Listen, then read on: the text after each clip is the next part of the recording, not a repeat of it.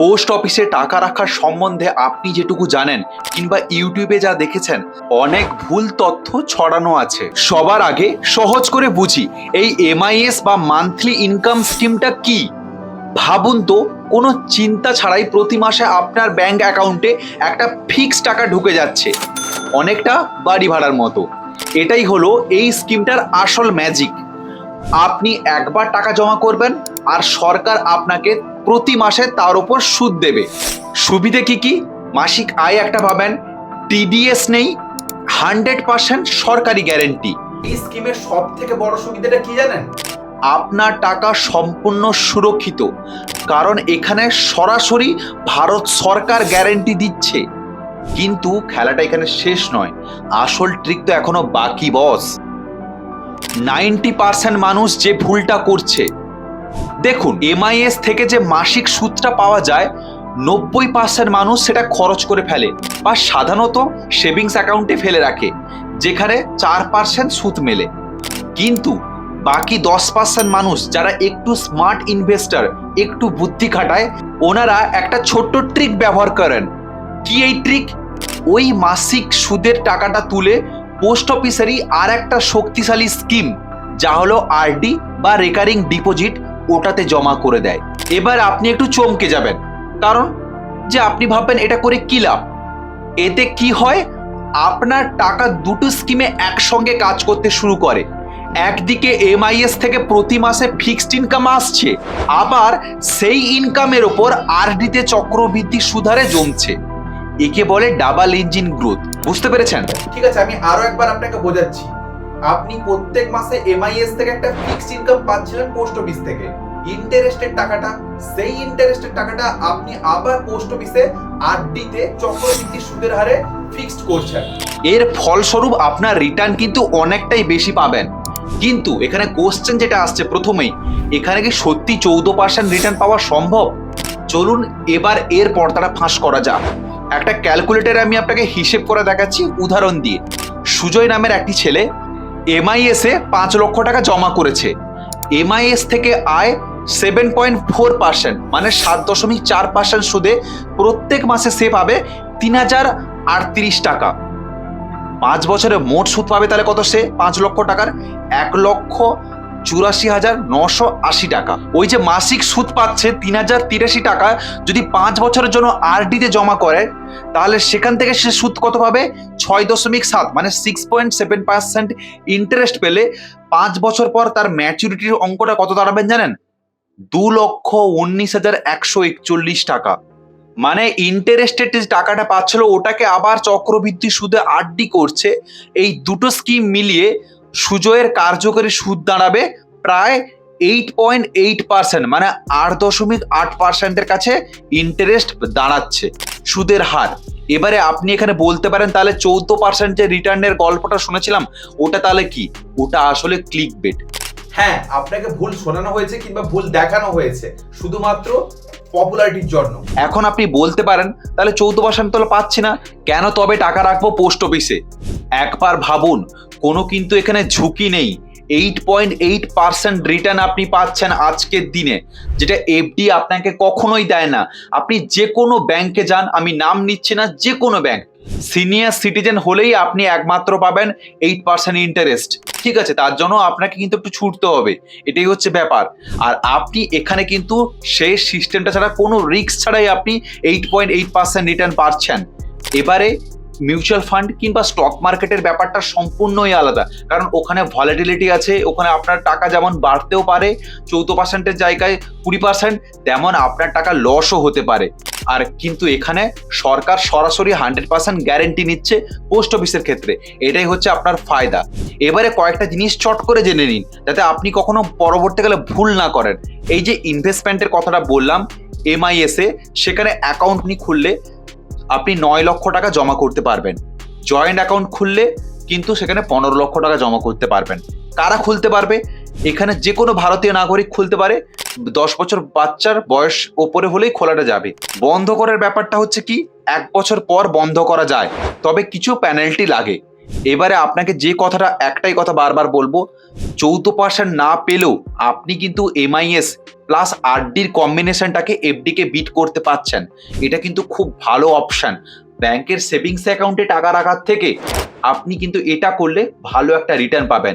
এটা কিন্তু একদম আপনার জন্য সুরক্ষিত। এবার এটা কাদের করা উচিত? দেখুন, যারা একদমই রিস্ক নিতে চান না তারা এটা একদমই করতে পারেন। হয়তো যারা ভাবেন যে আমি কোনো স্টক মার্কেট কিংবা মিউচুয়াল ফান্ডে কোনো কিছু তো করবো না, তার জন্য আপনি করতে পারেন। এবার আপনি ভাবতে পারেন যে আপনার ইনকাম একদমই কম সেভিংস থাকলেও রাখা যায়। যেমন 1 লক্ষ টাকা রাখলে প্রতি মাসে 617 টাকা পাবেন সুদ। 5 লক্ষ টাকা রাখলে 3038 টাকা প্রতি মাসে সুদ পাবেন। 9 লক্ষ টাকা রাখলে 5500 টাকা প্রতি মাসে সুদ পাবেন। এটা আমার কথা না, এটা পোস্ট অফিসেরই কথা। আপনি একটু সার্চ করে দেখে নিতে পারবেন। অ্যাজ এ ফাইন্যান্সিয়াল অ্যাডভাইসার আমি আপনার নয়, আমি এটা এডুকেশন পারপাসে আপনাকে শেখাচ্ছি। আশা করি আপনি এই ভিডিও থেকে পোস্ট অফিসের টাকা রাখার ব্যাপারে নতুন কিছু শিখেছেন। যদি আপনি পোস্ট অফিসে আগের থেকেই টাকা রেখেছেন কিংবা টাকা রাখবেন ভাবছেন, তাহলে আপনি অবশ্যই কমেন্ট করতে পারেন। আমি আপনাকে একটা গোপন কথা বলছি। আপনি যে টাকাটা ব্যাংকে রেখেছেন সেটা কিন্তু সব থেকে আপনি যে সুরক্ষিত মনে করেন সেটা কিন্তু আপনাকে সুরক্ষিত নয়। জানেন কি, ব্যাংকের সেভিংস অ্যাকাউন্টে টাকা থাকলে সেখান থেকে অনেক কম সুদ পাওয়া যায়। হ্যাঁ, আপনার কষ্ট করে জমানো টাকা আপনি যা নিশ্চিন্তে ব্যাংকে রেখেছেন তার মূল্য পরপর কমে যাচ্ছে। এবার আপনার মনে হয়তো প্রশ্ন এসছে যে এটা কিভাবে হচ্ছে, আর এখান থেকে যদি হয়েও থাকে বাঁচার উপায়টা কি।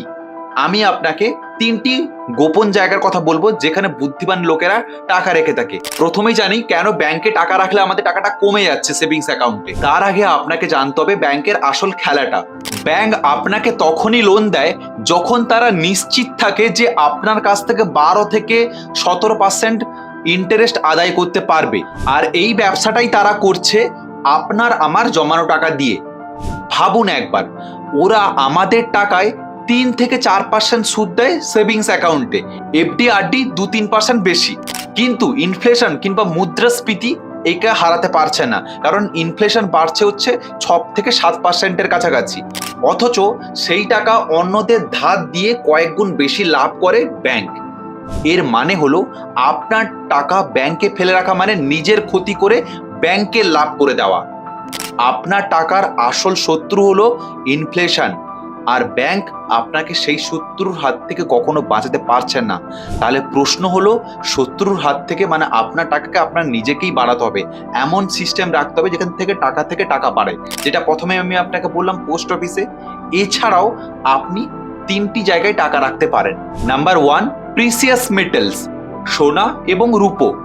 রবার্ট কিওসাকিজির মতে আমাদের রুপিস বা ডলার হচ্ছে আসলে ফেক কারেন্সি, কারণ এর ওপর সরকারের সম্পূর্ণ নিয়ন্ত্রণ থাকে। মনে আছে ডিমনিটাইজেশন, মানে যখন টাকার নোট বাতিল করা হয়েছিল, বা পিএমসি ব্যাংকের স্ক্যামের কথাগুলো, হঠাৎ করে ব্যাংক দিওলিয়া হয়ে গেছিল, সেখানে কিন্তু সাধারণ মানুষ নিজের টাকা ফেরত পায়নি। সোনা এবং রূপো হলো এমন একটা জিনিস যার দাম কখনো কিন্তু কমবে না, সেটা আপনি ভালো করে জানেন। ইতিহাস দেখুন, সময়ের সঙ্গে সঙ্গে দাম বেড়েছে কিন্তু এর দাম কখনো কমেনি। তাই ব্যাংকে নর্মাল সেভিংস অ্যাকাউন্টে টাকা না রেখে আপনি কিছু সোনা কিংবা রূপো বানাতে পারেন। এছাড়া আপনি কিছু টাকা পোস্ট অফিসেও রাখতে পারেন। সেকেন্ড অ্যাসেট, সেটা হচ্ছে ইকুইপমেন্ট। যে কোনো মেশিন কিংবা যন্ত্রপাতি কিংবা আপনার কোনো দামি জিনিস, সেটাকে আপনি একটা দারুণ অ্যাসেট হতে পারে যা আপনার জন্য টাকা রোজগার করে দেবে আপনার অনুপস্থিতিতেও।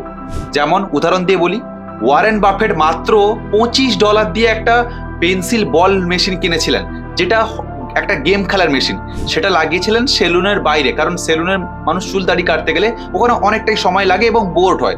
মানুষ ওটা খেললে ওখান থেকে অটোমেটিক্যালি তিনি টাকা পেতেন।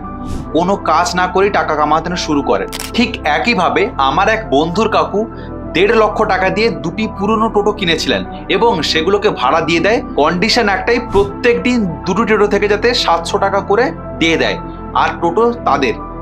এইভাবে সে প্রত্যেক দিন কিন্তু ইনকাম করতে থাকে, সে না গিয়েও, যা ব্যাংকের সেভিংস অ্যাকাউন্টে টাকা রাখার সুদের চেয়ে অনেক বেশি। কিন্তু এখানে একটু হলেও হেডেক থাকে। যদি আপনি একদমই হেডেক না নিতে চান, তাহলে আমি যেটা প্রথমে আপনাকে বলেছি পোস্ট অফিসের ব্যাপারটা, ওটা করতে পারেন। এছাড়াও আপনি সোনা কিংবা রূপোতে ইনভেস্টমেন্ট করতে পারেন। 3 নম্বর যে অ্যাসেটটা, সেটা একটু আলাদা, আপনি শুনলে একটু আশ্চর্য হবেন। হলো কি, নলেজ অ্যান্ড এক্সপিরিয়েন্স, আপনার জ্ঞান এবং অভিজ্ঞতা। বলা হয় পৃথিবীর সব বিলিয়নারদের কাছ থেকে যদি সব টাকা নিয়ে নেওয়া হয় এবং প্রত্যেকটা মানুষকে দিয়ে দেওয়া হয়, তাহলেও কিছু দিনের মধ্যে সেই টাকা আবার ওই বিলিয়নারদের কাছে ফিরে যাবে, কারণ তাদের কাছে জ্ঞান এবং অভিজ্ঞতা অনেকটাই আছে। যদি আপনি কোনো একটা কোম্পানিতে জব করেন কিংবা আপনি কোনো একটা ফিল্ডে কাজ করেন, দেখবেন আপনার উপরেও কেউ বস আছে কিংবা আপনার উপরে কেউ সিনিয়র্স আছে। কেন সে সিনিয়র্স বা কেন সে হায়ার পোস্ট পাচ্ছে? কারণ ওর এই এক্সপিরিয়েন্সটা আছে, ও প্রবলেমটা ভালো সলভ করতে পারে বা ওই কাজটা সে ভালো জানে আপনার থেকে, ওই কারণে ওর ডিমান্ড বেশি। ঠিক একইভাবে যদি আপনিও সেই জ্ঞান কিংবা এক্সপিরিয়েন্স বাড়ান, যে টাকাটা আপনার সেভিংস আছে কিংবা যে টাকাটা আপনি নিজের উপর খরচ করেন, স্কিল কিংবা অভিজ্ঞতা বাড়ান, সেটা আপনি যে ফিল্ডে হতে পারেন, তাহলে যে রিটার্নটা আপনি পাবেন ওই টাকার বিনিময়, সেটা আপনার ব্যাংকে যে সেভিংস অ্যাকাউন্টে টাকাটা রেখেছেন তার থেকে ঢের বেশি। জ্ঞান হলো এমন একটি অ্যাসেট যেটা আপনার কাছ থেকে কখনো কেউ কেড়ে নিতে পারবে না। এই যে লাস্ট আমি আপনাকে 3টি অ্যাসেটের কথা বললাম, এর মধ্যে সব থেকে কোনটা আপনার বাস্তবসম্মত মনে হলো সেটা আপনি কমেন্ট করতে পারেন এবং আপনি সেটা শুরু করতে পারেন। আর আপনার যে টাকাটা আপনি আছে সে টাকাটা আপনি ডাইভার্সিফাই করে রাখুন। সব টাকা যে আপনি পোস্ট অফিসে রাখবেন কিংবা ব্যাংকে রাখবেন তা কখনো নয়। আপনি কিছু টাকা পোস্ট অফিসেও রাখতে পারেন কিংবা কিছু টাকা আপনি সোনাতেও ইনভেস্টমেন্ট করতে পারেন বা রূপোতে ইনভেস্টমেন্ট করতে পারেন। এছাড়া আপনি নিজের উপরেও ইনভেস্টমেন্ট করতে পারেন, সেটাও আমি আপনাকে বললাম। ভিডিওর শেষে একটা গুরুত্বপূর্ণ কথা মনে রাখবেন, দ্রুত কখনো ধনী হওয়ার কোনো সহজ রাস্তা নেই, আর এই ধরনের কথা যারা বলেন তাদের থেকে সতর্ক থাকুন। যদি এই ভিডিওটি আপনার ভালো লেগে থাকে এবং আপনি নতুন কিছু জিনিস জানতে পারেন, তাহলে ভিডিওটিকে এক্ষুনি লাইক করুন এবং শেয়ার করুন আপনার পরিবারের সকল সদস্যদের এবং হোয়াটসঅ্যাপের সকল বন্ধুদের, তাহলে ওনারাও উপকৃত হবেন। যদি আপনি এই চ্যানেলটিকে এখনো সাবস্ক্রাইব না করে থাকেন, তাহলে চ্যানেলটিকে এক্ষুনি সাবস্ক্রাইব করুন এবং প্রত্যেক সপ্তাহে পাবেন আপনি পার্সোনাল ফাইন্যান্স কিংবা আপনি মানি ম্যানেজমেন্ট এছাড়াও ইনভেস্টমেন্ট রিলেটেড ভিডিওস। আমি এতক্ষণ ক্যামেরার সঙ্গে কথা বলছি বা ক্যামেরাকে শেখাচ্ছিলাম, আপনি কি শিখলেন বা কি জানলেন সেটুকু আমি বুঝতে পারলাম না। তাই আমি আপনাদের রিকোয়েস্ট করবো একটা কমেন্ট আপনি করুন, তাহলে আমি বুঝতে পারবো যে আপনি শিখতে পেরেছেন। আপনার একটা কমেন্ট আমাকে আরো ইন্সপায়ার করবে সামনের দিনে আপনাদের জন্য এমন ধরনের ভিডিওস বানানোর। যদি আপনি আপনার মাইন্ডসেটকে কন্ট্রোল করতে চান এবং আরো জীবনে বড় হতে চান, তাহলে আমাদের একটা চ্যানেল আছে বিএমএম ভিশন, যেখানে আমাদের মিশন হচ্ছে আপনার মাইন্ডসেটকে আরো শক্ত করে কি করে আপনি আরো সামনের দিনে এগোতে পারেন সেই রিলেটেড ভিডিওস আপলোড করা হয়, মোটিভেশন এবং মাইন্ডসেট রিলেটেড। আপনি চ্যানেলটিকে সাবস্ক্রাইব করতে পারেন, তাতে আপনারই উপকৃত হবেন। চ্যানেলের ডেসক্রিপশনে লিংক দেওয়া আছে এবং ফার্স্ট কমেন্টে লিংকটা দিয়ে রাখবো। আর যদি আপনার ইনকাম একদমই কম, আপনি ইনকাম বাড়াতে চাইছেন, তাহলে কষ্ট করা বন্ধ করুন, কৌশলে টাকা কামান। এই ভিডিওটি দেখুন, প্রায় 6 লক্ষের বেশি মানুষ দেখেছেন এবং উপকৃত হয়েছেন। এখানে ক্লিক করে দেখুন, ওখানে আপনার সঙ্গে কথা হচ্ছে। ভালো থাকবেন, সুস্থ থাকবেন, নমস্কার।